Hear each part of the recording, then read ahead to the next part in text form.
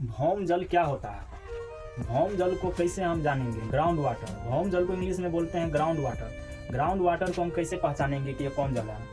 तो अभी प्रेजेंट में हम लोग पानी जो पीते हैं जमीन के अंदर का, वही हम लोगों का भौम जल है।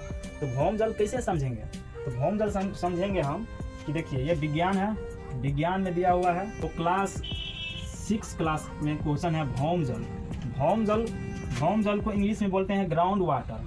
भौम जल को इंग्लिश में क्या बोलते हैं? Ground water. ग्राउंड वाटर जैसे समझिए आप कि वर्षा हुआ, और वर्षा होने पर ये पानी जब वर्षा, देखिए ये समझिए वर्षा हो रहा है, ये वर्षा हो रहा है तो ये पानी पृथ्वी पर गिरेगा, कुआं में गिरेगा ये पानी। और कुआं में पृथ्वी पर गिरने के बाद ये पानी कुआं से धीरे धीरे आप देखिएगा तो मतलब कम होता जाएगा। और यही कुआं से कुछ लीकेज के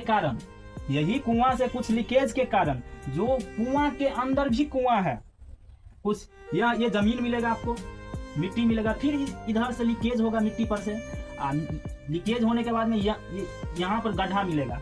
अब कहाँ मिलेगा, अंदर कहाँ गड्ढा है नहीं है वो मुझे नहीं पता है, वो साइंटिस्ट लोग सब जानता होगा कि कहाँ गड्ढा है नहीं गड्ढा है, वो प्राकृतिक चीज़ है।